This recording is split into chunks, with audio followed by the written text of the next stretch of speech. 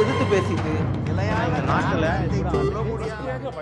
வணக்கம். இது புதிய தலைமுறையின் நேர்பட பேசு. இந்த நிகழ்ச்சியின் மூலமாக மீண்டும் உங்களை சந்திப்பதில் மிக்க மகிழ்ச்சி. பயணிக்கலாம். இன்றைக்கும் சிறப்பு நேர்பட பேசில் 2 அமர்வுகள். முதல் அமர்விற்கான விவாத பொருள், புதுவையில் ஆளுநரே கிரண்பேடியே 3 நியமன எம்எல்ஏக்களை நியமித்திருக்கிறார். மூவருமே பாரதிய ஜனதா கட்சியை சார்ந்தவர்கள். அந்த 3 எம்எல்ஏக்களுடைய நியமனம் ரகசியமாக ஆளுநர் மாளிகையில் நடைபெற்றது. ஊடகங்களுக்கும் அதன் பின்னரே அது தொடர்பான காட்சிகளும் புகைப்படங்களும் அளிக்கப்பட்டன. இந்த இடத்தில் இது தொடர்பான ஏற்கனவே அங்கே இருக்கக்கூடிய ஆளும் காங்கிரஸ் அரசிற்கும் ஆளுநருக்கும் துணைநிலை ஆளுநருக்கும் இடையிலான மோதல் தொடர்ச்சியாக இருந்து இருக்கக்கூடிய ஒரு நிலையில் இந்த 3 நியமன எம்எல்ஏக்கள் விவகாரம் இன்னும் கூட ஒருபடி அதிகரிக்கப்பட்டு அது ஒரு விஸ்வரூபம் எடுத்திருக்கிறது அப்படின்னு சொல்லலாம். இது தொடர்பாக இன்றைக்கு செய்தியாளர்களிடம் பேசிய சுப்பிரமணியன் சுவாமி, புதுவை அரசுக்கு சட்டத்தை குறித்த தெளிவான பார்வை இல்லை, அந்த ஆட்சியை டிஸ்மிஸ் பண்ணணும் அப்படிங்கிற ஒரு கருத்தை சுப்பிரமணியன் சுவாமி அவர்கள் தெரிவித்திருக்கிறார். கிரண்பேடியை பொறுத்தளவில் பதவி பிரமாணம் செய்து வைப்பதை இனியும் தாமதப்படுத்தக்கூடாது என்ற முடிவு எடுத்த பிறகே நாங்கள் இவ்வாறு செய்தோம். 3 நியமன உறுப்பினர்களின் பதவியேற்பு நிகழ்ச்சி அவர்களின் வேண்டுகோளுக்கிணங்கவும் அவர்களின் கட்டாய சூழ்நிலை கருதியுமே நடைபெற்றது அப்படிங்கிறத ஆளுநர் வட்டாரத்திலிருந்து வந்திருக்கக்கூடிய செய்தி குறிப்பு தெரிவிக்கிறது. ஆளுநர் அங்கிருக்கக்கூடிய புதுவை மாநில அரசினுடைய உரிமைகளை பறிக்கிறாரா? இதுவே முதல் அமர்வு. 2வது அமர்வில் ரஜினிகாந்த் அரசியலுக்கு வந்தால் அது அவருக்குத்தான் ஆபத்தாக முடியும் என்று சுப்பிரமணியன் சுவாமி மீண்டும் கூட அவருடைய கருத்தை பதிவு செய்திருக்கிறார். அரசியல் பேசும் நடிகர்கள், அனல் கக்கும் அரசியல்வாதிகள். பயணிக்கலாம். முதல் அமர்வில் நம்மோடு இணைகிறார்கள் தமிழக பாஜகவின் சார்பில் கரு நாகராஜன் அவர்கள். வணக்கம் சொல்லி வரவேற்கிறேன். மூத்த பத்திரிகையாளர் திரு ஷியாம் அவர்கள், தரா ஷியாம் அவர்கள். வணக்கம் சொல்லி வரவேற்கிறேன். முன்னாள் சட்டப்பேரவை நாடாளுமன்ற உறுப்பினராக இருந்த திரு பீட்டர் அல்போன்ஸ் அவர்கள் காங்கிரஸ் கட்சியின் சார்பில் நம்மோடு இணைகிறார். திரு பீட்டர், உங்களுக்கு என்னுடைய வணக்கம், வரவேற்கிறேன். இன்னும் சில நிமிடங்களில் டாக்டர் சுமன் சி ராமன், அரசியல் விமர்சகர், நம்மோடு இணைய இருக்கிறார். திரு பீட்டர், உங்களிடமிருந்தே தொடங்கலாம் அப்படின்னு நினைக்கிறேன். யூனியன் பிரதேசத்திற்கு ஆளுநருக்குத்தான் அதிகாரம் அதிகமாக இருக்கிறது. இது மாதிரியான அடிப்படைகளை கூட அங்கே இருக்கக்கூடிய அரசு தெரியாமல் இருப்பது, அதை விமர்சித்திருக்கிறார் சுப்பிரமணியன் சாமி. அந்த ஆட்சி டிஸ்மிஸ் செய்யப்பட வேண்டும் அப்படிங்கிற கருத்தை முன்வைத்திருக்கிறார். இந்த 3 நியமன எம்எல்ஏக்கள் விவகாரத்தில் ஓராண்டு காலதாமதமும் அவங்கள நாங்கள் நியமிக்க வேண்டிய இடத்துக்கு தள்ளிடுச்சு அப்படிங்கிறது ஆளுநர் வட்டாரத்திலிருந்து வரக்கூடிய தகவல்களாக இருக்கிறது. உங்களுடைய பார்வை?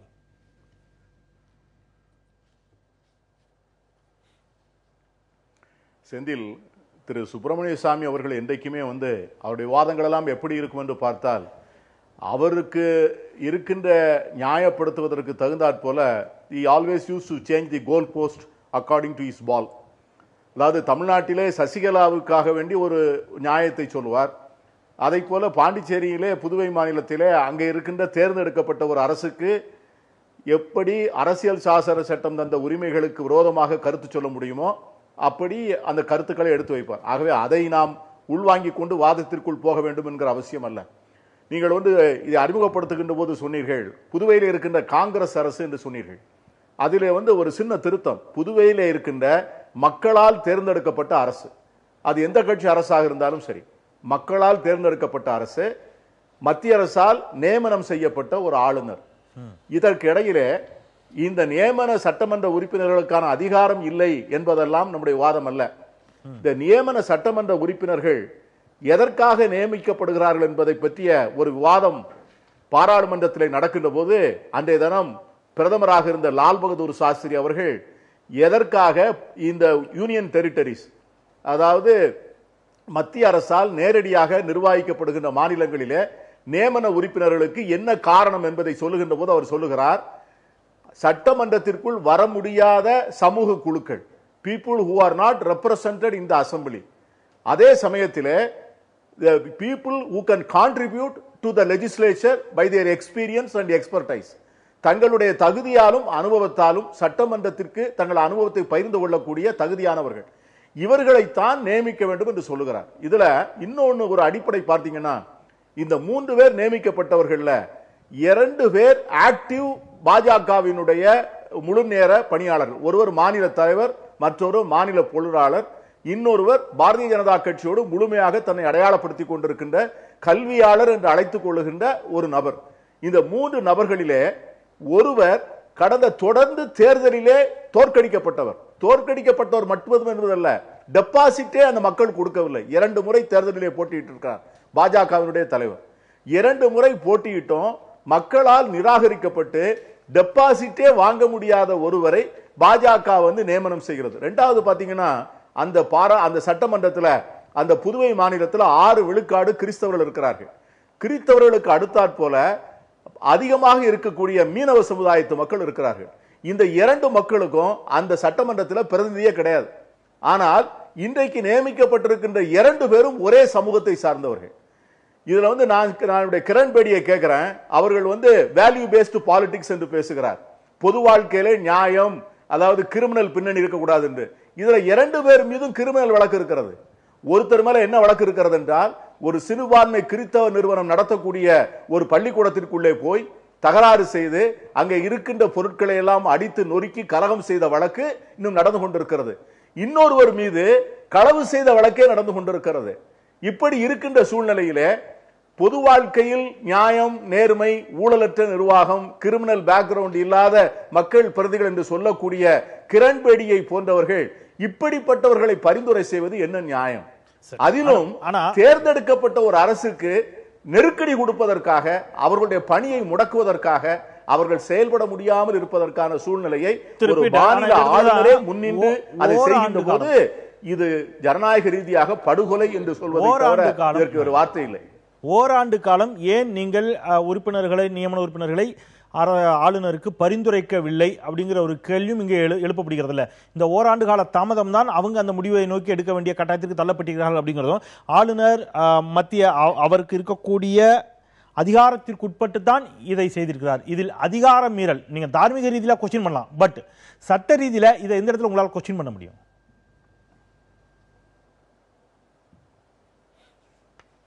இல்ல, அதாவது இந்த 3 நியமனம் எம்எல்ஏக்களை கண்டிப்பாக கான்ஸ்டிடியூஷனலி மேண்டேட்டட் அப்பாயின்ட் பண்ணி தான் ஆகணுங்கிறது இல்ல.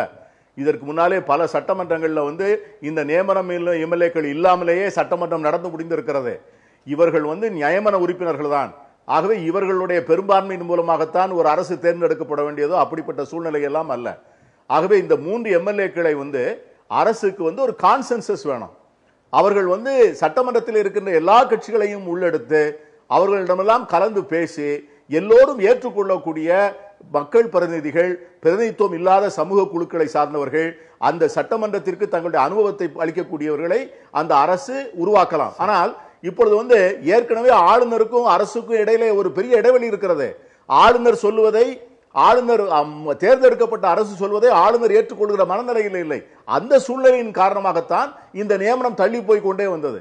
இந்த நியமனத்தை பற்றி பேசுகின்ற அல்லது உறவாடுகின்ற, டிஸ்கஸ் பண்ணுகின்ற சூழ்நிலையே இன்றைக்கு புதுச்சேரி மாநிலத்திலே இல்லை. அந்த ஆளுநர் அவர்கள் ஜனநாயகத்திலே தேர்ந்தெடுக்கப்பட்ட ஒரு அரசுக்கு விரோதமாக எப்படிப்பட்ட நெருக்கடிகளை கொண்டாந்து நமக்கு தெரியும். நான் மீண்டும் வருகிறேன். நியமனம் தள்ளி போனதற்கு கூட ஆளுநருடைய அணுகுமுறை தான் காரணம் அப்படிங்கிறது அவங்களுடைய விமர்சனமா இருக்குது திரு நாகராஜன். இதுல தொடர்ச்சியாகவே புதுச்சேரியில் இந்த பிரச்சனையை நம்மால் பார்க்க முடிகிறது. எல்லா இடத்துலையும் சென்டா கலந்து ஆய்வின் போதாக இருக்கட்டும், அல்லது மற்ற இடங்களில் மருத்துவமனை சேர்க்கையில் இருக்கட்டும், இது மாதிரி ஒவ்வொரு இடத்திலையும் இந்த பிரச்சனைகள் நின்று கொண்டே இருக்கிறது. ஆளுநர் பாஜகவினுடைய ஒரு தலைவர் போல செயல்படுகிறார். இன்னும் கடுமையான வார்த்தையெல்லாம் அவர் பண்ணுறாங்க. பாஜகவின் ஒரு ஏஜென்ட் போலவே இங்கே அவர் செயல்பட்டு கொண்டிருக்கிறார் அப்படிங்கிறதான் இன்றைக்கு பாண்டிச்சேரி முதலமைச்சர், புதுவை முதலமைச்சர் நாராயணசாமியுடைய கருத்து. ஆளுநர் ஒரு கட்சி விருப்ப வெறுப்புகளுக்கு அப்பாற்பட்டு தானே செயல்படணும். 3 பேரையும் பாரதிய ஜனதா கட்சியை சேர்ந்தவர்களை நியமன எம்எல்ஏக்களாக நியமித்திருப்பது அப்படிங்கிறது எந்த விதத்தில் ஏற்புடையது? 3 பேரும் சட்டப்பூர்வமாக நியமிக்குவதற்கு எல்லா தகுதியும் படைத்தவர்கள். அண்ணன் பீட்டர் அல்போன்ஸ் சொன்னது போல செல்வ கணபதினு ஒருத்தர் இருக்காருன்னா, அவர் ஸ்கூல்ல 10,000 ஸ்டூடெண்ட்ஸ் படிக்கிறாங்க. கல்வியாளர்னா ஏதோ போலி கல்வியாளர்கள். ஏற்கனவே காங்கிரஸ்ல ஒரு கல்வி மந்திரி போலியா ஆளை வச்சு பரீட்சை எழுதி பதவி பறி போன மாதிரி ஆள் இல்ல. செல்வ கணபதி என்பவருக்கு 10,000 பள்ளி மாணவர்கள் படிக்கக்கூடிய பள்ளியை நடத்தக்கூடிய ஒரு கல்வியாளர். இரண்டாவது கிரிமினல் வழக்கு இங்க யார் மேலேயும் கிடையாது. மக்களுக்காக போராட்டம் நடத்திய அந்த மக்களுக்காக போராடி வழக்கு சந்திக்காத அரசியல்வாதி மேக்ஸிமம் இருக்க மாட்டாங்க. அவர் சொல்லலாம், அது கோர்ட்ல போய் சொல்லலாம், அது கிடையாது, அது பொய்யான தகவல் நான் இங்க நிரூபிக்க விரும்புறேன். ரெண்டாவது, சங்கருங்கிறவர் ஒரு சேம்பர் ஆஃப் காமர்ஸ்ல அந்த 25 வருஷம் அந்த அசோசியேஷனோட தலைவர். நீங்க பாண்டிச்சேரி மாதிரி ஒரு சின்ன ஊர்ல ஒரு சேம்பர் ஆஃப் காமர்ஸ் அசோசியேஷன் தலைவரா இருந்தா அவங்க எவ்வளவு முக்கியமானவங்களா இருந்திருப்பாங்கன்னு நான் பீட்டர் அல்போன்ஸ் யோசிக்கணும். சங்கர். மூணாவது, சாமிநாதனும் ஒரு பள்ளிக்கூடம் நடத்துறாரு, அவரு பள்ளிக்கூடத்தை சொந்தமா நடத்தக்கூடிய ஒரு தலைவர். இரண்டாவது பிஜேபியில இருக்கிற எல்லாருமே வெளியே சமூகத்துல மக்களுக்காக நான் சொல்லி முடிச்சுக்கிறேன், அப்புறம் பேசலாம். நீங்க சமூகத்துல 3 பேருமே மதிப்பு அந்தஸ்து மிக்கவர்கள். இன்றைக்கு காங்கிரஸ் எம்எல்ஏக்கள் என்று சொல்லக்கூடிய அங்க 15 பேர்ல எத்தனை பேர் மேல எப்படிப்பட்ட வழக்குகள், அங்க பஞ்சாயத்து, சாராயக்கடை, லாட்டரி என்று எவ்வளவு இருக்கிறது. உண்மையான காங்கிரஸ்காரர்கள் என்று சொல்ல போனா அதுல 3-4 பேர் தான் இருப்பார்கள். மீதி 11 பேருமே இல்லீகல் பிசினஸ் பண்ணக்கூடியவர் என்று சொல்லி மக்களுக்கு தெரியும். இன்னைக்கு ஆளுநரை குறை சொல்லி எந்த பிரயோஜனம் இல்லை. ஆளுநர் நேர்மையாக டெய்லி மக்கள் ஒரு 500 பேர் முதலமைச்சர் சந்திக்கிறத விட ஆளுநரை போய் சந்திச்சிட்டு இருக்காங்க. பாண்டிச்சேரியை பொறுத்த வரைக்கும் அவர் ஒரு நேர்மையான சிந்தனையாளர். இன்னைக்கு அண்ணன் கேட்கிறாரு, தேர்தலில் தோத்தவங்க எப்படி நியமன எம்எல்ஏ ஆகலாம்?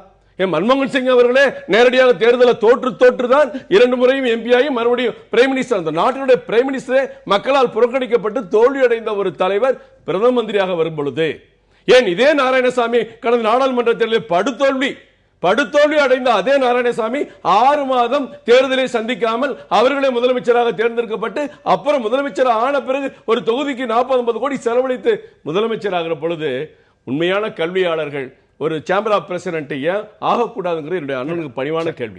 நீங்க நல்லா புரிஞ்சு அவர் வைத்த விமர்சனங்களுக்கு பதில் சொல்லிக்கிறீங்க. இப்போ வாதத்திற்குள்ள பயணிக்கின்ற பொழுது நீங்க சொன்ன மாதிரி அரசியல் நீங்க மன்மோகன் சிங் எல்லாம் சுட்டி காட்டியிருந்தீங்க. இங்க கேள்வி, ஒரு 3 நியமன எம்எல்ஏக்களை நியமித்திருக்கிறார்கள். 3 பாஜகவை சேர்ந்தவர்கள். அதில் 2 பேர் நேரடி தொடர்பாக நேரடியில் பொறுப்பில் இருக்கிறாங்க, ஒருத்தர் தொடர்பில் இருக்கிறவர் அப்படிங்கிறத அவருடைய விமர்சனமா வைத்திருந்தாரு. ஓகே, நான் முடிச்சிடறேன், கேள்வி முடிச்சிடறேன்.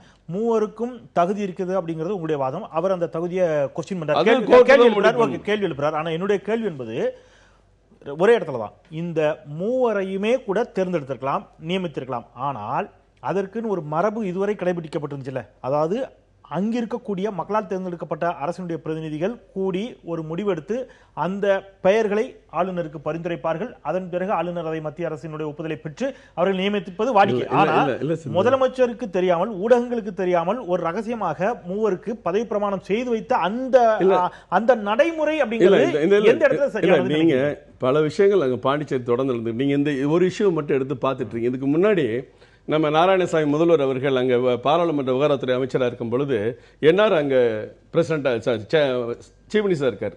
அந்த 3 ஆண்டுகள் அந்த நியமன எம்எல்ஏ அவங்க போட விடல, கடைசி வரைக்கும் போடவே முடியல. எப்படி பிஜேபி ஆட்சி 2014 டெல்லியில வந்த பிறகு நியமன எம்எல்ஏக்கள் நியமிக்கப்பட்டாங்க. அன்றைக்கு என்ஆர் காங்கிரஸ்ல 2 பேர் அது சார்பான முக்கிய பிரமுகர்கள், பிஜேபி சார்பாக விஸ்வேஸ்வரன் நினைக்கிறேன் அவர் ஒருத்தர் நியமிக்கப்பட்டாங்க. இதே காங்கிரஸ் பீரியட்லயே காங்கிரஸ் எம்எல்ஏக்கள் நடந்த தகராறுல 1990 மிகப்பெரிய மத்திய அரசு போட்டதை ஏத்துக்க முடியாதுன்னு அங்க நினைக்கிற சபாநாயகர் தகராறுலாம் இருக்கு. காங்கிரஸ் பீட்டர் ஒரு விஷயத்துக்கு சாஸ்திரி குறிப்பிட்டாரு. இந்த நிகழ்ச்சிக்கு முன்பாக ஷாம் அவரோடு பேசுகின்ற போது அவர் அம்பேத்கர் உள்ளிட்ட எல்லாருமே குறிப்பிட்டு பேசினார் சில விஷயங்களை. இந்த மாதிரி நியமன இப்ப தமிழ்நாட்டில் பாத்தீங்கன்னா ஆங்கிலோ இந்தியன் ஒருத்தரை நியமித்துக் கொள்ளலாம் அப்படிங்கிறது நியமன எம்எல்ஏவா. இதற்கு எதற்காக சொல்லப்படுகிறதுனா, பெரிய அளவில் அவர்களால் நேரடியாக தேர்தலில் போட்டியிட்டு சட்டப்பேரவைக்குள் வருவதற்கு வாய்ப்பில்லாத குழுக்களை, சமூக குழுக்களை சேர்ந்தவர்களாக இருக்கணும் அப்படிங்கிற இடத்துல அவர் ஒரு கேள்வி வச்சாரு. அங்கே அதிகமாக கிறிஸ்தவர்கள் இருக்கிறார்கள், மீனவர்கள் இருக்கிறார்கள், அவர்களுக்கு அங்க இடம் இல்லை, அங்கிருந்து பாஜகவை சேர்ந்தவர்களே கூட அந்த சமூகத்திலிருந்து தேர்ந்தெடுத்திருக்கலாம் அப்படிங்கிற ஒரு கருத்தை வைக்கிறார். ஒன்று கூடுதலாக அது ஒரு பிரெஞ்சு பீப்புள்ஸ் அதிகமாக இருக்கக்கூடிய இருந்த ஒரு இடம். அந்த அடிப்படையில் இன்னமும் அங்கே பிரெஞ்சு பீப்புள்ஸ் நிறைய பேர் குடியுரிமை பெற்று அங்கே இருக்கிறார்கள், இரட்டை குடியுரிமையோடு இருக்கக்கூடியவங்களா இருக்கிறாங்க. அங்கிருந்து ஒருத்தரை கூட தேர்ந்தெடுக்கலாம் அப்படிங்கிற கருத்து முன்வைக்கப்படுகிறது. 3 பாஜகவை சேர்ந்தவர்களாக தேர்ந்தெடுத்திருப்பது அப்படிங்கிறது ஏற்புடையதா அப்படிங்கிறது? அதாவது தேர்ந்தெடுத்திருக்கலாம் வைக்கலாங்கிறது ஒவ்வொருத்தருடைய மனசுக்கு பிடிச்ச மாதிரி செய்யற விஷயம், பேசுற விஷயம். தேர்ந்தெடுத்தது சட்டப்படி நியாயமா செல்லுமா அப்படிங்கறத இப்ப பிரச்சனை. நீங்க காங்கிரஸ் பேரில எத்தனை பேர் அப்படி தேர்ந்தெடுத்தீங்கன்னு வரலாறு எடுத்து பார்த்தோம்னா அது அங்க 0 தான் வரும். யாருமே அப்படி பொது நோக்கத்தில் இல்ல. இன்றைக்கு 50 ஆண்டு காங்கிரஸ் ஆட்சியில இன்றைக்கு தமிழகத்தில் நடக்கிற தேர்தல் செலவுகள் கூட பாண்டிச்சேரியில் அதிகமான செலவு நடக்குதுங்கிறது அண்ணனுக்கும் தெரியும். அப்ப அவ்வளவு ஒரு சின்ன மாநிலத்துல 50 ஆண்டுகள் என்ன பெரிய தன்னிறைவு பெற்றிருக்கோம், வளர்ச்சி பெற்றிருக்கோம். இன்னைக்கு பிஜேபியில இருந்து ஒரு 3 சார்பானவர்கள், ஒரு கல்வியாளர், ஒரு தொழிலதிபர், தொழில் சம்பந்தப்பட்ட அமைப்புக்கு தலைவர் இருக்கக்கூடிய நியமிச்சாதான் நாளைக்கு பாண்டிச்சேரி வளர்ச்சியில் ஒரு கண்காணிப்பு இருக்க கூடாதா? பாண்டிச்சேரிக்கு மத்திய அரசு இந்த வருஷம் 6% அதிகமா நிதி உதவி பண்ணிருக்க, அதை கண்காணிக்க கூடாதா? எதற்கு இவ்வளவு பதட்டப்பட வேண்டிய அவசியமே இல்லை. அண்ணன் சொன்ன மாதிரி ஓட்டு எடுப்பு நடத்தி கவிழ்க்க போறது ஏன் நீங்க பதட்டப்படுறீங்க? அந்த இடத்துல இருந்து நகர்றேன். திரு ஷாம், இதுல நீங்க ரூல் படி பேசுங்க, சட்டப்படி இதுல ஏதாவது விமர்சிக்க முடியுமா உங்களால? சட்டப்படி இதுல ஏதாவது தவறு இருக்கிறதாங்கிறத நீங்க பாருங்க. அரசியல் ரீதியாக விமர்சனங்கள் வருவது வாடிக்கை அப்படிங்கறது அவருடைய வாதம்.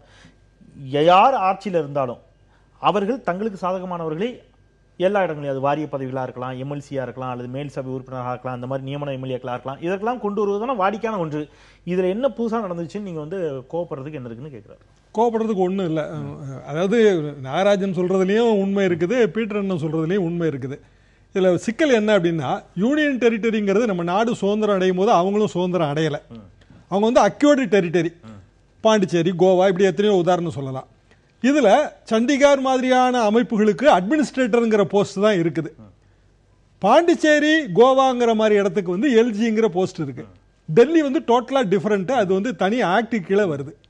இப்போ லெப்டினன்ட் கவர்னருக்கு பவர் இருக்கான்னா பயங்கரமாக இருக்குது, அதுதான் உண்மை. அவங்களோட அப்ரூவல் இல்லாமல் யாராலையுமே வந்து போட முடியாது, ஒருதலை பட்சமாக இருந்தாலும் கூட. ஆக இந்த நாகராஜன் சொன்ன மாதிரி போட்டிருக்கலாமே, இதெல்லாம் அவங்களோட மன ரீதியான விஷயம்தான். டாக்டர் சுப்பிரமணிய சாமி அவர்கள் நரசிம்மராவ் பிரதமராக இருந்தபோது காங்கிரஸ் கட்சியின் சார்பாக இங்கே வந்து தமிழ்நாட்டில் வந்து அவர் பல்வேறு அணுகுண்டுகளை வெடிச்சிட்டு இருந்தவர். இப்போ வந்து பிஜேபி அரசின் சார்பாக பாண்டிச்சேரியில் போய் அணுகுண்டுகளை வெடிக்கிறாரு. இது இவ்வளவுதான். டெல்லி எப்பவுமே இந்த மாதிரி ஒரு எக்ஸ்ட்ரா அம்பு வந்து வச்சிருக்கோம், தேவைப்படும் போது எடுத்து எரியும், தேவையில்லாட்டா அம்பராத்து துணியில திருப்பி மாட்டிக்குது. அதனால சுப்பிரமணிய சாமி அவர்கள் அரசை டிஸ்மிஸ் பண்ணணும்னு சொல்றதை பெருசா எடுத்துக்க வேண்டிய அவசியம் இல்லை. இது சட்ட ரீதியானதா அப்படின்னா சட்ட ரீதியானதுதான்.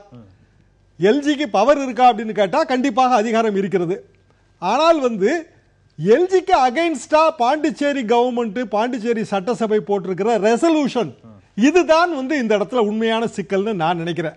அப்படி வந்து ஒரு தீர்மானத்தை சட்டசபையில் நிறைவேற்றுவதற்கு சட்டமன்றத்திற்கு அதிகாரம் இல்லை. அதாவது நீங்க சொல்றது புதுவை சட்டமன்றத்துக்கு அதிகாரம் இல்லை. இன்னும் சொல்ல போனா எந்த சட்டமன்றத்துக்குமே அந்த அதிகாரம் இல்ல. சென்னாரெட்டி காலத்துல சென்னாரெட்டிக்கு எதிராக வந்து இங்க வந்து சட்டமன்றத்தில் தீர்மானம் நிறைவேற்றினார்கள் ஜெயலலிதா அவர்கள் முதலமைச்சர். அந்த தீர்மானம் வந்து சட்டப்படி நிலைக்கத்தக்கது அல்ல. அதே மாதிரி தான் இப்பவும். ஆனால் எப்ப வந்து இந்த விவகாரத்தை கோர்ட்டுக்கு கொண்டு போறதுன்னு முடிவு பண்ணாங்களோ அதுக்கு முன்னாடி வந்து சட்டமன்றத்தில் தீர்மானம் நிறைவேற்றினதுங்கிறது சரியா? அப்ப சட்டமன்றத்தில் வந்து ஏற்கனவே நீங்க வந்து மேட்டரை பிளேஸ் பண்ண பிறகு நீதிமன்றத்துக்கு போகும்போது நீதிமன்றம் அதை எப்படி எடுத்துக்கிடும்? இந்த கேள்விக்கு வந்து பாண்டிச்சேரி அரசு வந்து பதில் சொல்ல வேண்டிய ஒரு நெருக்கடியான நிலைமையில இருக்கு. இந்த ஒரு வருஷம் ஏன் போடலைங்கிறதுக்கு பீட்டர் சொல்ற காரணம் ஏற்புடையதுதான். போட்டிருந்தாலும் வந்து பாண்டிச்சேரி கவர்னர் அதை ஒத்துக்குவாங்களாங்கிறது சந்தேகம் தான். ஏன்னா ரெண்டு பேருக்கு இடையில இருக்கிற பனிப்போர் வந்து பனிப்போருங்கிற கட்டத்தையும் தாண்டி அது வந்து குருஷேத்திரமாவே மாறிடுச்சு. இனி பனிப்போருங்கிறதே இல்ல. ஆக அவங்க ஏத்துக்க மாட்டாங்க. நாராஜன் சொன்ன மாதிரி பலமுறை வந்து நாமினேட்டர் மெம்பரை அனுப்பி வந்து அதை வந்து சென்ட்ரல் கவர்மெண்ட் ஏத்துக்கல. சரி, இதுல மத்திய அரசுக்கு அல்லது பாஜகவிற்கு புதுவையில பாஜகவை வலுப்படுத்துவதற்கு கிரண்பேடி ஏற்கனவே புதுவையில பாஜக இணைந்தவங்க தெரியும், அவங்க போட்டிட்டாங்க. இந்த மாதிரியான ஒரு துணைநிலை ஆளுநர் அவருடைய செயல்பாடுகளின் மூலமாக அவருக்கான ஆதரவை புதுவையில் ஓரளவிற்கு பெருக்கிக் கொண்டு அவரையே அங்க எலெக்ஷன்ல கொண்டு வரது அல்லது அவரை வைத்து இங்கே தென் மாநிலங்களில் கட்சியை வளர்ப்பதற்கான ஒரு உத்தியாக இதை பயன்படுத்துகிறதா? அது வந்து உத்தி செல்லுபடியாகாது. நாராஜன் சொன்ன மாதிரி தமிழ்நாட்டு எலெக்ஷனை விட மிக அதிகமாக செலவு பண்ண வேண்டியது பாண்டிச்சேரி எலெக்ஷன். நாங்களும் அந்த காலகட்டத்தில் பாண்டிச்சேரியில் வந்து 30 கேண்டிடேட் போட்டிருக்கோம் சீஃப் மினிஸ்டருக்கு எதிராகவே. போன உடனே கூப்பன் கேட்பாங்க. காலையில ஒரு கூப்பன், மத்தியானம் ஒரு கூப்பன், நைட்டுக்கு ஒரு கூப்பன், பிளஸ் வந்து லிக்கர். எல்லா கட்சிகிட்ட இருந்து வாங்கிக்குவாங்க வாக்காளர்களே. வாங்கிட்டு வந்து அவங்க சௌரியப்படி அவங்க ஓட்டு போடுவாங்க. இதுதான் பாண்டிச்சேரி நடைமுறை காலங்காலமாக. சோ பாண்டிச்சேரியில அப்படியெல்லாம் வந்து யாரையும் வந்து புதுசாலாம் வந்து பூத்திர முடியாது. எம்ஜிஆர் அவர்களாலேயே முடியாத ஒரு விஷயம் தான் அது. கிரண்பேடி வந்து அந்த மாதிரியான ஒரு அஜெண்டா இருக்காது. பாண்டிச்சேரி அரசை கவிழ்ப்பது என்பது துணைநிலை ஆளுநருடைய செயல்பாடுகள் அப்படிங்கிறது மத்திய அரசினுடைய கன்சர்னோட நடக்குது. இன்னும் அரசியல் ரீதியான விவாதங்களில் கேட்பது போன்ற துணியில் அந்த கேள்வி வைக்கணும்னா மத்திய அரசு சொல்லித்தான் அந்த மாதிரியான செயல்பாடுகளை அவர் செய்கிறாரா, அல்லது பாஜக சொல்லித்தான் அந்த போன்ற செயல்பாடுகளை அவர் செய்கிறாரா, அல்லது அவரே கொஞ்சம் ஓவர் டோஸா தான் பண்றாரா? இல்ல, மத்திய அரசு வந்து பச்சை கொடி காட்டாமல் வந்து கிரண்பேடி அவர்கள் செய்வதற்கு வழி இல்லை. ஏன்னா அவங்க வந்து ஏற்கனவே டெல்லி சீஃப் மினிஸ்டர் கேண்டிடேட்டா இருந்தவங்க. ஆனால் ஒரு மிகப்பெரிய புகழ் வாய்ந்த ஒரு போலீஸ் அதிகாரியாகவும் செயலாற்றி இருக்கிறாங்க. திகார் மாதிரியான ஒரு பெரிய ஜெயிலையும் அவங்க வந்து பெரிய கண்காணிப்பாளர் பதவியில் இருந்திருக்கிறாங்க. அவங்களுக்கு அவங்க ரோல் என்னன்னு தெரியும். பவரும் ரோலும் தெரியாம அவங்க இருக்க வழி இல்லை. மத்திய அரசாங்கம் வந்து அதுக்கு கண்டிப்பாக பச்சை கொடி காட்டியிருக்கும். ஆனால் புதுச்சேரி மாநில அரசாங்கத்தோட chief minister's contention is that constitutional provision in article 239, 239A and 240 provides the road map for governance of the union territory of Puducherry. இது வந்து கரெக்ட் பாயிண்ட். புதுச்சேரி மாநிலத்திற்கு வந்து யூனியன் டெரிட்டரி ஆக்டுக்கு கீழே இதுதான் பவர். இந்த பவர்ல வந்து எல்ஜி வந்து அப்படி வந்து நாமினேட்டட் மெம்பர் போட்டிருக்க கூடாதுங்கிறது பாண்டிச்சேரி சீஃப் மினிஸ்டரோட வாதம். ஆனால் இந்த லெப்டினன்ட் கவர்னருக்கு மட்டும் வந்து ஸ்பெஷல் டிஸ்கிரிஷனரி பவர் வந்து நம்ம கான்ஸ்டிடியூஷன் கொடுக்குது. நீங்க ஆரம்பத்தில் சொன்ன அந்த காரணம் தான் என்னன்னா, ஒவ்வொரு இனக்குழுவுக்கும் அங்க வந்து பிரதிநிதித்துவம் கொடுக்கணும். இப்ப பாண்டிச்சேரியில நீங்க சொன்ன மாதிரி பிரெஞ்சு கொடுக்கலாம், இப்ப நம்ம இங்க ஆங்கிலோ இந்தியன் அப்படி கொடுத்திருக்கிறோம். இது மாதிரியான சில விஷயங்களுக்கு பாண்டிச்சேரி அரசு ஒருவேளை காங்கிரஸ் அரசாக இருந்து இதே மாதிரியா வந்து அவங்க வந்து வேற கேண்டிடேட் வந்து அவங்களுக்கு வேண்டியவங்களை போட்டிருந்தா, அப்படிதான் போட்டிருப்பாங்க, போட்டிருந்தால் பாண்டிச்சேரி மாநிலத்தின் துணை ஆளுநர் வந்து அதில் தலையிட்டு மாறுதல் செய்யக்கூடிய அதிகாரம் பெற்றார். அந்த அதிகாரத்தை அவர் பயன்படுத்தி அந்த அளவு கூட நம்ம எடுத்துக்கலாம். நம்ம ஒரு சிறிய இடைவேளைக்கு பிறகு மீண்டும் கூட தொடரலாம். பீட்டர், உங்களிடமும் கூட வருகிறேன். இன அடிப்படையில் அல்லது சமூக அடிப்படையில் பிரதிநிதித்துவம் பெரிய அளவில் இது போன்ற நாடாளுமன்ற முறைமைகளின் வாயிலாக நாடாளுமன்றத்திலேயோ சட்டமன்றத்திலேயோ பெறுவதற்கான வாய்ப்புகளை இல்லாத குழுக்களுக்கு, அதுபோன்ற சமூகங்களுக்கு பிரதிநிதித்துவத்தை கொடுத்திருக்கலாம் என்ற கேள்வி வைக்கப்படுகிறது. பாஜகவை சேர்ந்தவர்களுக்கே கூட அதுபோன்ற சமூகங்களிலிருந்து அந்த பிரதிநிதித்துவத்தை ஏன் கொடுக்கவில்லை அப்படிங்கிற கேள்வியும் எழுப்பியிருக்கிறார்கள். பேசலாம், இன்னும் நிறைவே இருக்கிறது ஒரு சிறிய இடைவேளைக்கு பிறகு. எதிர்த்து பேசிட்டு மீண்டும் வரவேற்கிறேன். நேர்பட பேசலாம். ஆளுநர் மற்றும் துணைநிலை ஆளுநர் மற்றும் முதலமைச்சருக்கு எதிராக புதுவையில் நடைபெற்றுக் கொண்டிருக்கக்கூடிய மோதல் உச்சகட்டத்தை எட்டியிருக்கிறது. அது தொடர்பாக விவாதித்துக் கொண்டிருக்கிறோம். நியமன எம்எல்ஏக்கள் 3 பேரை அரசிற்கு தெரியாமல், ஊடகங்களினுடைய அனுமதி இல்லாமல், ஊடகங்களுக்கும் தெரியாமல் அவர்களை பதவியேற்க ஆளுநர் அழைத்து விட்டார் என்று அங்கே ஆளும் காங்கிரஸ் அரசு விமர்சித்திருக்கக்கூடிய நிலையில் அது தொடர்பாக விவாதித்துக் கொண்டிருக்கின்றோம். திரு பீட்டர், இதுல 2-3 உங்களுக்கான மறுப்பையும் பதிவு செய்திருக்கிறார் கருணாகராஜன். நீங்க நியமன எம்எல்ஏக்களை குறித்து கொஸ்டின் பண்ணியிருந்தீங்க. அவர் அதற்கு மன்மோகன் சிங்கை சுட்டிக்காட்டி பதில் கொடுத்திருக்கிறார். இங்க தற்போது திரு ப சிதம்பரம் உள்ளிட்ட அனைவருமே வேற வேற மாநிலங்களிலிருந்தெல்லாம் கூட நியமன எம்பிக்களாக வந்து தேர்ந்தெடுக்கப்பட்ட எம்பிக்களாக நாடாளுமன்றத்தினுடைய மாநிலங்களவைக்கு தேர்ந்தெடுக்கப்பட்டிருக்கக்கூடிய வரலாறுலாம் நம்ம பார்க்குறோம். அப்போ யார் அது அறுதி பெரும்பான்மையோடு மத்தியில் ஆட்சியில் இருக்கிறார்களோ அவர்கள் தங்களுக்கு இணக்கமான அல்லது தங்கள் கருத்துக்களோடு இணைந்து போகிறார் அல்லது தங்கள் கட்சிக்காரர்களுக்கான வாய்ப்புகளை கொடுப்பது அப்படிங்கிறது வாடிக்கையான ஒன்று தானே. இதுல முரண்படுவதற்கும் கோபப்படுவதற்கும் ஆத்திரப்படுவதற்கும் என்ன இருக்குது அப்படிங்கிறதான் பாஜகவினுடைய கேள்வி.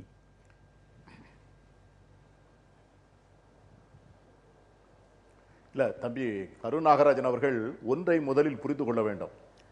நியமன உறுப்பினர்கள் என்பது வேறு, மாநிலங்களவையிலே தேர்ந்தெடுக்கப்பட்ட உறுப்பினர்கள் என்பது வேறு.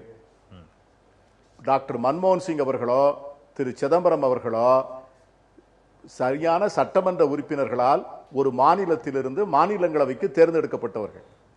ஆனால் இன்னைக்கு வந்து பாண்டிச்சேரி மாநிலத்தில் வந்து கொண்டாந்து நியமனம் செய்யப்பட்டிருக்கின்றவர்கள் நியமனம் செய்யப்பட்டவர்கள். அவர்கள் எந்த விதமான டெமோக்ராட்டிக்கலி எலெக்ஷன் ப்ராசஸ்க்குள்ள அவங்க வரல. ஆகவே அது வந்து ஒரு பேசிக் டிஃபரன்ஸ். அதை வந்து அவர் வந்து ஒப்பிட்டு பேசக்கூடாது, தயவுசெய்து ஒப்பிட்டு பேசக்கூடாது. ரெண்டாவது, நண்பர் ஷியாம் வந்து அந்த டிஸ்கிரிஷனை பற்றி சொன்னார்.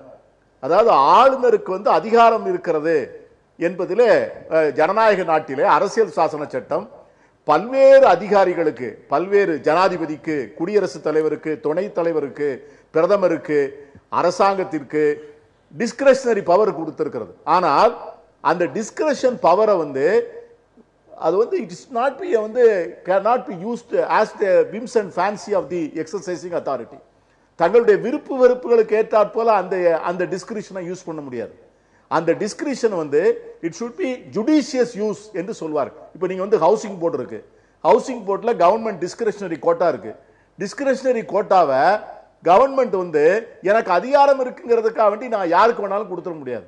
அதற்கு வந்து சில தகுதிகளை பெற்றுக்கொள்ள வேண்டும். அந்த தகுதி வந்து எப்படி இருக்கணும்? இப்ப எல்லாரும் சொன்னாங்க சமூக சேவகர்னு சொல்லி எல்லாரும் போட்டு வாங்கினாங்க, நாங்க சமூகத்துக்கு சேவை செய்கிறோம். ஆனா ஹைகோர்ட் வந்து எல்லாம் அடிச்சிருச்சு.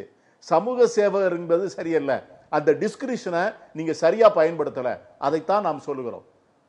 புதுச்சேரி மாநிலத்தினுடைய துணை ஆளுநர் தனக்கு இருக்கிற அதிகாரத்தை முறையாக பயன்படுத்தல. முதல்ல வந்து என்னன்னு கேட்டீங்கன்னா, the basic test in a democracy வந்து எலெக்ஷன் ப்ராசஸ்ல ரிஜெக்ட்ஸ், அது வந்து ரொம்ப முக்கியம்.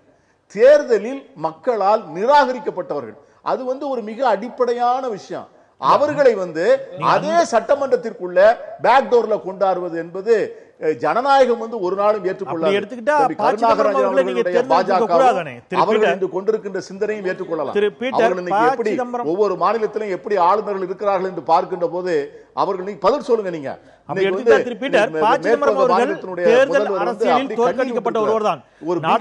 பாஜகவினுடைய வட்ட கமிட்டி தலைவர் போல செயல்படுகிறார்னு சொல்றார். திரிபுராவில் ஒரு ஆளுநர் இருக்கார், அவர் ட்விட்டர்ல போடுறார், இந்த நாட்டில் வந்து ஒரு சிவில் வார் வந்தா தான் இந்த முஸ்லிம் எல்லாம் அடங்குவார்கள் அப்படின்னு ஒரு ட்விட்டர்ல போடுறார். இவர்கள்லாம் இப்ப ராஜ்பவனை வச்சுக்கிட்டு இருக்காங்க. ஆனா அதே பாஜக தமிழ்நாட்டில் ஒரு ஆளுநரை நியமிக்க மாட்டாங்க. சோ இதெல்லாம் வந்து இன்னைக்கு பாஜகவுடைய ஸ்டைல். ஒரு மாநிலத்துல மெஜாரிட்டி இல்லைன்னா கூட கவர்னரை கூப்பிட்டு கவர்மெண்ட் ஃபார்ம் பண்ணுவாங்க. ஏன் வரலன்னா நீங்க ஏன் கேட்கலம்பாங்க.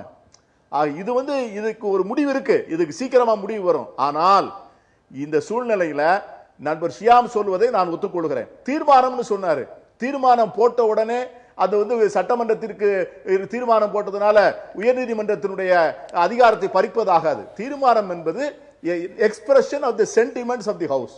சட்டமன்றம் அங்க இருக்கின்ற உறுப்பினர்கள் தங்கள் உணர்வுகளை ஒரு தீர்மானத்தின் மூலம் வெளிப்படுத்துகிறார்கள். இப்ப காவேரிக்காக வேண்டி தீர்மானம் போடுகிறோம், தமிழ் மொழி இந்தி மொழி திரிப்புக்காக வேண்டி தீர்மானம் போடுகிறோம். இவைகளெல்லாம் நாட் ஸ்டாட்யூட்டரி ரெசல்யூஷன்ஸ், சட்டபூர்வமான தீர்மானம் அல்ல. இது அந்த சட்டமன்றத்திற்கு இருக்கக்கூடிய ஒரு உணர்வுகளை ஒரு ஒரு எதிர்பாராத அல்லது ஒரு நெருக்கடியான ஒரு சூழ்நிலையிலே தாங்களால் வேறு ஒன்றும் செய்ய முடியாத நேரத்தில் தங்களுடைய உணர்வுகளை வந்து பதிவு செய்கிறார்கள். அந்த தீர்மானம் வந்து அதிகாரத்தை எடுத்துக்கொள்ளும் என்று சொல்ல முடியாது. சார், நான் அந்த அளவில் எடுத்துக்கிறேன். டாக்டர் சுமந்த் ஸ்ரீராமன் அவர்களும் நம்மோடு இணைந்திருக்கிறார். அவருடைய கருத்துக்களோடு தொடரலாம். டாக்டர் சுமந்த், வணக்கம் சொல்லி வரவேற்கிறேன். புதுவையில் நடைபெற்றுக் கொண்டிருக்கக்கூடிய அரசியல் நிகழ்வுகளை நீங்களும் கூட உற்று நோக்கிக் கொண்டிருப்பீர்கள். உச்சகட்டமாக இன்றைக்கு இந்த 3 நியமன எம்எல்ஏக்கள் விவகாரத்தில் மோதல் மிகப்பெரிய அளவிலே வெடித்திருக்கிறது அப்படின்னு சொல்லலாம். ஆளுநர், துணைநிலை ஆளுநருக்கு இருக்கக்கூடிய அதிகாரத்தையோ எந்த இடத்துலையோ அல்லது அவர் சட்டத்தை தாண்டிய செயல்பட அது கொடுக்கப்பட்டிருக்கக்கூடிய அதிகாரம் சட்டத்தில் இடம் இருக்கிறது, அதைத்தான் செய்திருக்கிறார்கள் அப்படிங்கிற வாதமும், சட்ட ரீதியான வாதம் ஒரு புறமும் தார்மீக ரீதியான வாதம் மறுபுறமும் வைக்கப்பட்டு கொண்டிருக்கிறது. இதுல எந்த வாதத்தோடு நீங்கள் உடன்படுகிறீர்கள்?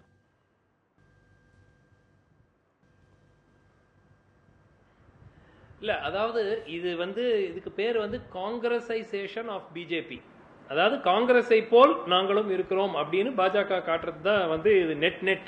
என்னன்னா எதுக்கு எடுத்தாலும் காங்கிரஸ் செஞ்சாங்க, அவங்க செஞ்சாங்க, உண்மைதான்.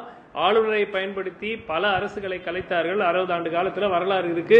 அதே போல அவங்களுடைய கட்சிக்காரங்களை முன்னாடி அவங்க நாமினேட் பண்ணியிருக்கிறாங்க, நாமினேட்டட் மெம்பர்ஸா. சோ பாஜக நாங்கள் ஒரு காலகட்டத்தில் பார்ட்டி வித் டிஃபரன்ஸ், நாங்கள் ஒரு வித்தியாசமான கட்சி அப்படின்னு வந்த பாஜக இன்று காங்கிரஸ் போன்ற மற்ற ஒரு கட்சி ஆகி இருக்கிறது அப்படிங்கிறதுக்கு தான் இது ஒரு எடுத்துக்காட்டு. அடிப்படையாக சட்ட ரீதியாக இது செல்லுமா செல்லாதா என்பது ஒரு புறம். இது ஒரு தார்மீக ரீதியாக morally is it correct R wrong அப்படின்னு நம்ம பார்க்கணும். அதாவது நீங்க 3 நபர்கள்ல ஒரு நபரை கூட நீங்க நியமிச்சிருந்தா கூட ஒரு லாஜிக்கல் எக்ஸ்பிளனேஷன் கொடுத்திருக்கலாம். அவர் தொழிலதிபர் இல்ல அவர் இண்டஸ்ட்ரியலிஸ்ட், அதனால அவர் ஒரு கொள்கை ரீதியாக எங்களுக்கு நெருக்கமாக இருந்தால் அது தடையாக இருக்கக்கூடாதுன்னு. ஆனால் 3 நபர்களையும் அதுல 2 பார்ட்டி மெம்பர்ஸ், ஒரு பிரசிடென்ட்டும் ஒரு ட்ரெஷரர் பார்ட்டி யூனிட்ல இருக்கும்போது அவர்களை நியமிப்பது தார்மீகமாக எவ்வாறு அது சரியாக இருக்கும் அப்படிங்கிறது பாஜக யோசிக்க வேண்டிய விஷயம். இன்னைக்கு எல்லா அதிகாரமும் அவங்க கிட்ட இருக்கு, அவங்களால எல்லா இடத்துலயும் தேர்தல் ஜெயிக்கிறாங்க, அதெல்லாம் சரி. ஆனால் காங்கிரஸை போல் தான் நாங்களும் அப்படிங்கிறதுக்கு மேலும் அதுக்கு பல எடுத்துக்காட்டுகள் இருக்கு. கடந்த 3 ஆண்டு கால ஆட்சியில தினமும் நம்ம பாத்துக்கிறது என்னன்னா, கிட்டத்தட்ட காங்கிரஸ் போன்றதான் ஆட்சி. பெரிய அளவுல ஊழல் குற்றச்சாட்டுகள் இல்லையே தவிர, அதை தவிர கிட்டத்தட்ட பல விஷயங்களில் எங்களுக்கும் காங்கிரஸ் எங்களுக்கு முன்ன. ஏன்னா நீங்க எந்த ஒரு நிகழ்ச்சியில நீங்க ஏன் இப்படி செஞ்சீங்கன்னு கேட்டா பெரும்பாலான பதில் என்ன வரும்? காங்கிரஸ் கட்சியில காங்கிரஸ் கட்சி இந்த ஆண்டுல இதை செஞ்சாங்க, அவரை நியமிக்கலையா, இவரை செய்யலையா, இதேதான் உங்களுக்கு பதில் வரும். சோ நெட் இந்த என்டையர் டிசிஷன் லீகலா இது செல்லலாம். நாளைக்கு நீதிமன்றத்திலும் இந்த போட்டிருக்கப்பட்ட மனு நிராகரிக்கப்படலாம், இந்த நியமனம் செல்லும் என்று அறிவிப்பு வரலாம். ஆனால் மாரலாக தார்மீக ரீதியாக இது பாஜகவுக்கு ஆதாயம் கொடுக்க போவதில்லை, இது தவறு. அது அவங்களுக்கும் தெரியும். ஆனால் அதிகாரம் அவர்கள் கையில் இருக்கிறது, எதை வேண்டாலும் செய்யலாம். ஏன்னா காங்கிரஸ் செஞ்சாங்க, அதுதான் நடக்குது. UPA 1 UPA 2 மாதிரி இது UPA 3 அப்படிங்கறதா அவருடைய வாதமா இருக்குது. ஓகே, அதுல கூடுதலா சார் உள்ளதனால அவருடைய கருத்தை சொன்னாங்க. நான் என்னுடைய கேள்வி நான் ஏத்துக்க வேண்டிய அவசியம் இல்ல, என்னுடைய கேள்வி பாக்குற நேயர்களும் ஏத்துக்க வேண்டிய அவசியம் இல்ல. இது நீங்க சுப்பிரமணிய சாமி சொல்ற மாதிரி அவர் சில விஷயங்கள் சொல்றாரு, மொத்த பிஜேபியோட கொள்கை விளக்கம் அவர் தான் சொல்ல முடியாது இல்ல. சோந்தி ஸ்ரீராமன் அவங்க ஏதோ அவருடைய கருத்தை சொல்லி கேள்வி வச்சுறேன். இதுல இன்றைக்கு பிரஸ் ரிலீஸ் கொடுத்திருக்காங்க. அங்க துணைநிலை ஆளுநர் அலுவலகத்திலிருந்து வந்திருக்கக்கூடிய பிரஸ் ரிலீஸ்ல, ஊடகங்களின் செய்தி சேகரிக்கும் உரிமை என்றும் தொடர்ந்து மதிக்கப்பட்டு வருகிறது. மேற்கூறியவாறு காலத்தின் கட்டாயத்தால் அந்த பதவியேற்பு பொது நிகழ்ச்சியாக இல்லாமல் ஒரு வரையறுக்கப்பட்ட நிகழ்வாக அமைந்ததாக தெரிவித்துக் கொள்கிறேன். ஊடகங்களுக்கும் உள்ள அன்னைக்கு அனுமதி இல்லை. அதன் பிறகுதான் புகைப்படங்கள் வீடியோக்கள் கொடுக்கப்பட்டன அப்படின்னு சொன்னா, நீங்க இந்த பிரச்சனைலாம் விட்டுருங்க. நீங்க நியமிக்கணும்னு முடிவு எடுத்துட்டீங்கன்னா, உங்களுக்கு இருக்கக்கூடிய அதிகாரத்தை வச்சு நீங்க அதை செய்யணும்னு முடிவு எடுத்துட்டீங்கன்னா, ஒரு மரியாதைக்காகவாது, நம்ம ஊரில் சொல்லுவாங்களா, மரியாதைக்காக நாங்கள் அழைக்கிறோம் அப்படின்னு ஒரு தார்மீக ரீதியில முதலமைச்சருக்கு ஒரு அழைப்பு கொடுத்துருக்கலாம், மற்றவர்களுக்கு அழைப்பு கொடுத்துருக்கலாம், ஊடகங்களையும் அழைத்திருக்கலாம். முதலமைச்சர் கலந்து கொள்கிறார்களோ இல்லையோ, ஊடகங்கள் முன்னிலையில் அந்த பதவி பிரமாணத்தை அந்த செய்து வைத்திருக்கக்கூடும். ஒன்று. இன்னொன்று, வழக்கமாக இதெல்லாம் சபாநாயகர் செய்து வைப்பார், ஆளுநரே டைரக்டா பண்றது. இந்த மாதிரியான விஷயங்கள் ஒரு தன்னிச்சையாகவே செயல்படுகிறார் ஆளுநர். ஊடகங்களை கூட ஏன் புறக்கணிக்க? சபாநாயகர் தான் செஞ்சு வைக்கலங்கிறது தான் பிரச்சனை. முதல்ல நீங்க ஒரு சில கேள்விகள் கேட்டீங்க. இப்ப இவங்களை கவர்னரை வச்சுட்டு பிஜேபி எங்க வளர்க்கலாமா, தென் மாவட்டங்கள் வளர்க்கலாமா, தமிழகத்தில் வளர்க்கலாமாங்கிறத சில கேள்வி கேட்டீங்க. ஏற்கனவே என்ஆர் காங்கிரஸும் பிஜேபி கூட்டணி சேர்ந்து 20 இடத்துல பாராளுமன்ற தேர்தலில் 20 தொகுதிகளில் லீடிங் ஓட்டு வாங்கியிருக்காங்க. இவங்க கிரண்பேடி வர்றதுக்கு முன்னாடி அது நடைமுறையில் இருந்த விஷயங்கிறத உங்களுக்கு சொல்லிக்கிறேன். ரெண்டாவது, அவங்க ஏற்கனவே ஒரு அதிகாரி மட்டுமல்ல, ஒரு கட்சியை சார்ந்தவர் மட்டுமல்ல, அவர் அண்ணா ஹசாரே கூட உட்கார்ந்து இன்றைக்கு சமூகத்தில் மாற்றங்கள் வரணும், நேர்மையான ஒரு சிந்தனையாளருங்கிறது இந்தியாவில் இருக்க எல்லாருக்குமே தெரியும். அவர் அதான் அங்க போய் செய்யறாரு. அவர் சட்டத்துக்கு புறமா ஒண்ணு செய்யல. பாண்டிச்சேரியில இருந்து ஒரு கடத்தல் பண்ணல, கடத்தல் பொருளை உள்ள கொண்டு வரல. சொன்னீங்கன்னா எனக்கு லோக்பால் ஞாபகம் வந்துரும். ஏன் 3 ஆண்டுகளில் லோக்பால் நீங்க சொன்னதுக்காக நீங்க கிரண்பேடியை நீங்க ஒரு நிமிஷம் நாகராஜன், நமக்கு அண்ணா ஹசாரேவோடு போராட்டத்தில் இருந்தவர் ஏன் இப்பொழுது லோக்பாலை வலியுறுத்தல அப்படிங்கிற கேள்வி எல்லாம் வரும். நீங்க ஒரு சமூக ஆர்வலர்ங்கிறதையும் மறந்துடாதீங்க. ஒரு பெரிய இந்த கட்சியை வழக்கத்தான் இங்க வந்தாங்கிறது மாதிரி சொல்ல வேண்டியது. ஊடகங்களுக்கு என்ஆர் பிஜேபி கூட்டணி 20 இடங்கள்ல லீடிங் வந்திருக்கு. மூன்றாவது திருப்பி சோந்தி ஸ்ரீராமன் சொல்ற மாதிரி அவங்க ஒருத்தருடைய செல்வங்களை ஸ்கூல்ல 10,000 ஸ்டூடெண்ட்ஸ் படிக்கிறாங்க ஒரு தெரியும். ஊடகங்களை பத்தி சொன்னீங்க. இன்றைக்கு பாண்டிச்சேரியினுடைய நிலைமை பாண்டிச்சேரி மக்களுக்கு தான் தெரியும். அங்க ஒவ்வொரு பேனர்லயும் வச்சிருக்க பேனர்கள்ல எவ்வளவு பேரு கீழே எப்படிப்பட்டவங்க இருக்காங்க. நாளைக்கு இந்த முடிவு பிரச்சனை தெரிந்து அந்த பதவியேற்பு விழால பெரிய கலவரம் கூட வந்திருக்கலாம். அதெல்லாம் தவிர்ப்பதற்கு கூட அவங்களுக்கு சட்டப்பூர்வ உரிமை இருக்கிறது. அது தவறு என்று நீ யாரும் சொல்ல முடியாது. போட்டோ எடுத்து பதவி பிரமாணம் செய்த உடனே ஏற்கனவே வைத்திலிங்கம் சபாநாயகர் அவர்கள் மறுப்பு தெரிவித்த காரணத்தினால் கெஜெட்ல வரல, கெஜெட்ல சொல்லி முடிச்சுக்கிறேன், கெஜெட்ல வந்தாதான் நான் பண்ண முடியினாரு. கெஜெட்ல வந்த பிறகும் பண்ண மறுக்கிறாரு. அவருக்கான அவர் ஒரு காங்கிரஸ் கட்சி ஆளா இருந்துட்டு நான் பண்ண முடியாதுங்கிற இதுல அவங்க இருக்காங்க. ஆனா கவர்னருக்கு எல்ஜிக்கு அந்த பவர் இருக்கிறதுனால பண்ணிட்டு ரகசியமா வச்சுக்கல. உடனே எல்லா ஊடகங்களுக்கும் பத்திரிகைகளுக்கு வீடியோ போட்டோஸ் எல்லாம் அனுப்பத்தானே செஞ்சாங்க. அதுதான் செந்தில் வார்த்தைக்கு வார்த்தை அவரே பதில் சொல்லிட்டாரு. செந்தில் வார்த்தைக்கு வார்த்தை பவர் இருக்குது, அதிகாரம் இருக்குது, சட்டப்பூர்வமா செய்ய முடியுங்கிறது தானே. யாராலும் செய்வாங்க. ஏன்னா மரபை மீறி ஒரு டெமோக்ராட்டிக் எலெக்டட் கவர்மெண்ட் இருக்கும்போது அந்த அரசிடம் எந்தவித ஒரு பரிந்துரையும் பெறாமல் என்ன பண்ணிட்டாங்க. ஒரு 3 எம்எல்ஏ கூட நியமன வாய்ப்பு இருந்தோம். பல்வேறு துறைகளிலிருந்து பிரதிநிதித்துவம் கிடைக்காத நபர்களுக்கு ஒரு வாய்ப்பை கொடுப்பதற்காகத்தான். பல்வேறு துறைகள்ல ஒரு வருடமாக அந்த வாய்ப்பை புதுவையை சேர்ந்த சில முக்கிய நான் ஏற்கனவே அந்த கேள்வி வச்சிருந்தேன். டாக்டர் நான் will come back to you. அதிகாரம் இல்லங்க. ஒரு வருஷம் நீங்க என்னுடைய கேள்வி ஒரு வருஷமா என்ன பண்ணிட்டு இருந்தாங்க. அந்த தவறு நீங்க சுட்டி காட்டுறீங்க. என்னுடைய கேள்வி நான் என்ன சொன்னேன்னா, இந்த 3 நியமன எம்எல்ஏக்களில் பாஜக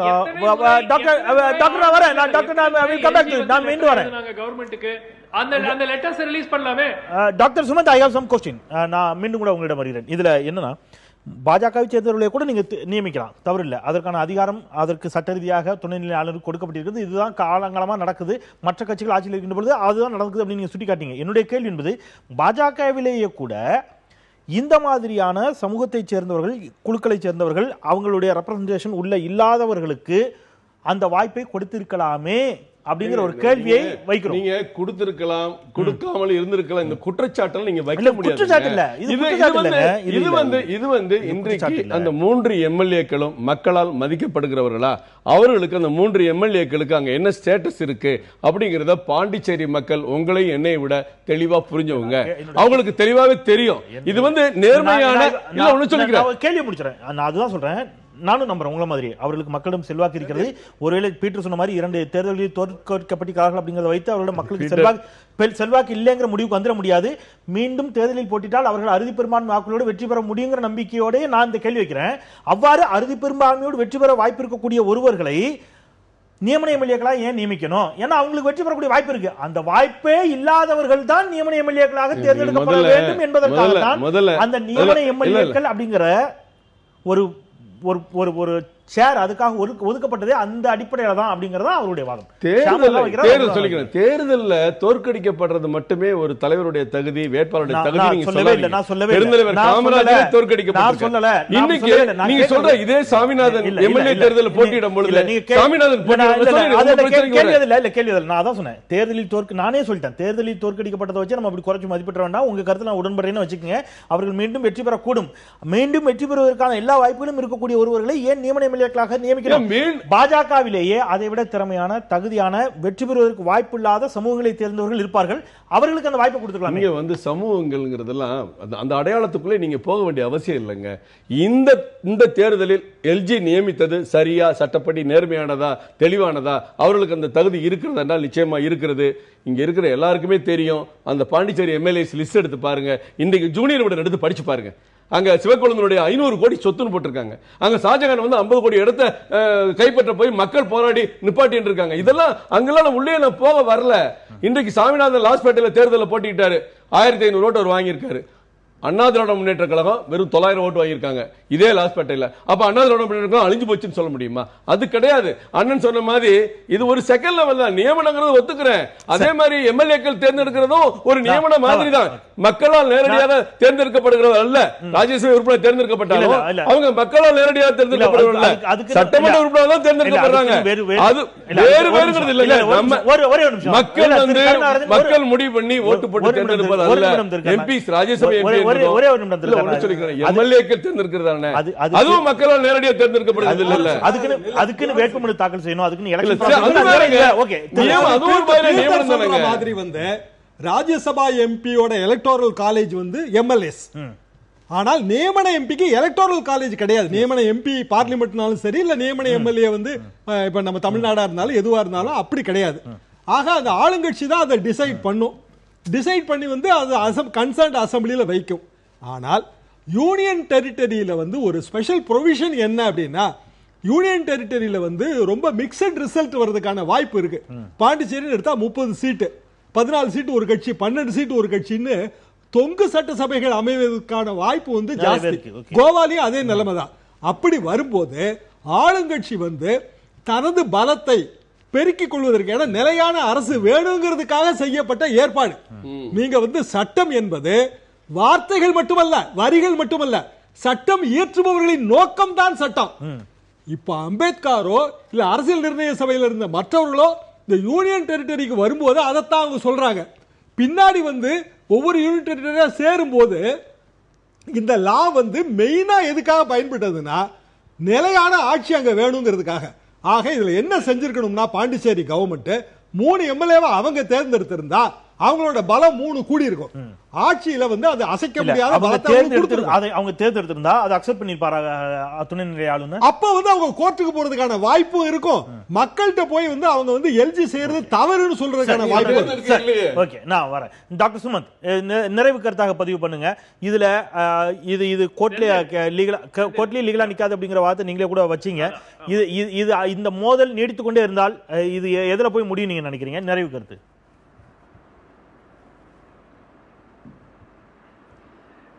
இல்ல மிகப்பெரிய பிரச்சனை. இது வந்து கிளியரா வந்து அந்த அரசு, மக்களால் தேர்ந்தெடுக்கப்பட்ட அரசு எப்படியாவது முடக்கப்பட வேண்டும். அதேதான் டெல்லியில வந்து அரவிந்த் கெஜ்ரிவால் அரசு மீதும் இதே மாதிரி கிட்டத்தட்ட ஒரு 15-20 எம்எல்ஏ மேல குற்றச்சாட்டுகள் போட்டு அவங்க எஃப்ஐஆர் ஃபைல் பண்ணி அரெஸ்ட் பண்ணி அதுக்கப்புறம் சார்ஜ் ஷீட்டே ஃபைல் பண்ணாத கேஸ் எல்லாம் கூட ஓடிட்டு இருக்கு.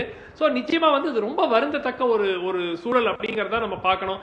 ஏன்னா ஒரு மாற்று அரசு வரும்போது காங்கிரஸ் செய்த தவறுகளை இந்த அரசு செய்யாது அப்படிங்கிற எதிர்பார்ப்பு தான் மக்களிடையே இருந்தது. ஆனால் கிட்டத்தட்ட அதே ரீதியாக தான் இந்த அரசு சென்று கொண்டிருக்கிறதுங்கிறது மிகவும் ஒரு வருந்தத்தக்க ஒரு நிலை. இரண்டாவது, புதுச்சேரியை பொறுத்த வரைக்கும் அங்கு வந்து டெவலப்மெண்ட், அதாவது இந்தியாவில் சில பகுதிகள் அந்த சைஸ்னால வந்து மிக வேகமாக வளரக்கூடிய ஒரு வாய்ப்பு இருக்கிற ஒரு இடங்களாக இருக்கின்றன. ஆனால் அங்கு அரசியல் சூழல் சரியா இல்லாதனால் அங்கு ஆளும் கட்சிகள் தொடர்ந்து ஏதேனும் ஒரு காரணத்தினால் அங்கு டெவலப்மெண்ட் தொடர்ந்து பாதிக்கப்பட்டிருக்கு. நிச்சயமா வந்து இவங்களுக்கு ஓராண்டு காலத்துல ஏன் நியமனம் செய்யலங்கிறது ஒரு நியாயமான ஒரு கேள்விதான். ஆனாலும் இத்தகைய ஒரு தகராறு தொடர்ந்து நடந்து கொண்டிருக்கிற ஒரு சூழல் நிச்சயமாக அந்த மாநிலத்துக்கு நல்லதல்ல. இது வந்து நிச்சயமா 2-1 ஐதர் லெப்டினன்ட் கவர்னர் வந்து மத்திய அரசு அறிவுரை கூற வேண்டும். இந்த மாதிரி தயவு செய்து தொடர்ந்து இந்த மாதிரி சிக்கல்கள் அட்லீஸ்ட் டெவலப்மெண்டல் ப்ராஜெக்ட்ஸ்க்கு கொடுக்காம இருங்க. நாமினேட் பண்ணிட்டு போங்க உங்க ஆளுங்களை, ஆனால் திட்டங்களை முடக்காதீர்கள். அரசு செய்யும் திட்டங்களை தயவு செய்து முடக்காமல் இருக்க வேண்டும். அதே சமயம் அரசும் வந்து எங்கெல்லாம் வந்து அட்ஜஸ்ட் பண்ணிட்டு போக முடியுமோ அட்ஜஸ்ட் பண்ணணும். அதுதான் மக்களுக்கு. நன்றி திரு பீட்டர்.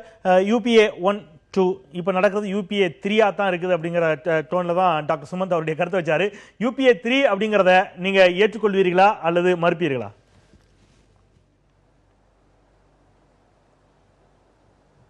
இல்ல அதாவது நான் வந்து தம்பி கருநாகராஜன் சொன்னது போல சுமந்த் ஸ்ரீ சாமனை சொல்ல மாட்டேன்.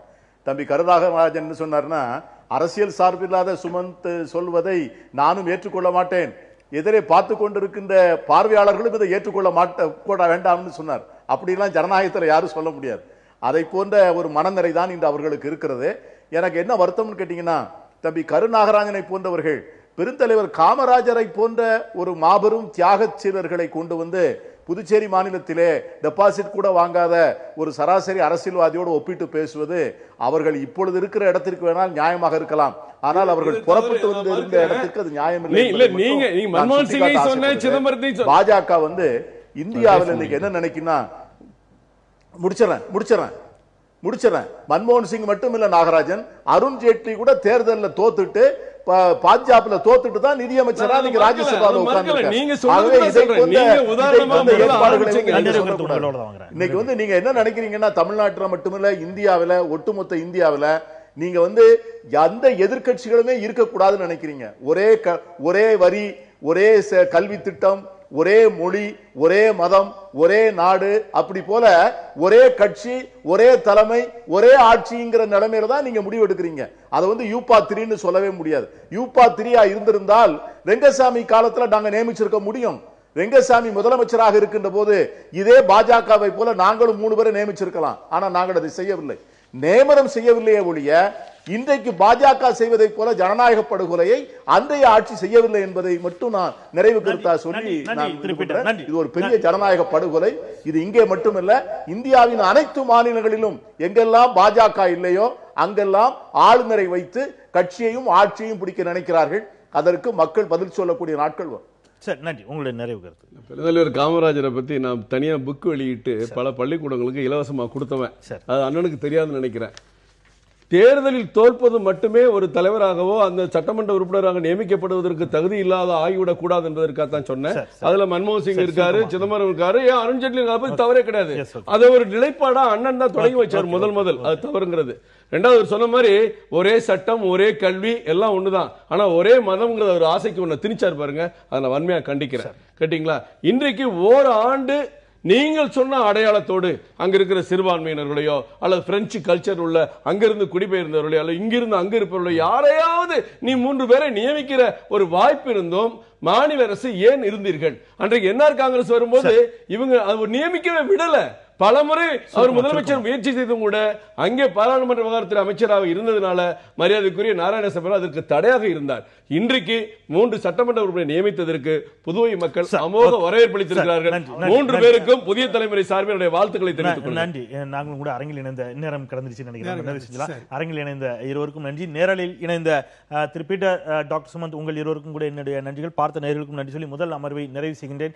இரண்டாவது அமர்வு மீண்டும் கூட டாக்டர் சுப்பிரமணியன் சாமி அவர்கள் தெரிவித்திருக்கக்கூடிய கருத்து, அதை ஒட்டி நடக்கக்கூடிய இன்ன பிற அரசியல் நிகழ்வுகளும் இணைந்து ரஜினிகாந்த் அரசியலுக்கு வந்தால் அது அவருக்குத்தான் ஆபத்து என்று சுப்பிரமணியன் சுவாமி அவர்கள் தெரிவித்திருக்கக்கூடிய கருத்து, அரசியல் பேசும் நடிகர்களும் அனல் கக்கும் அரசியல்வாதிகளும்.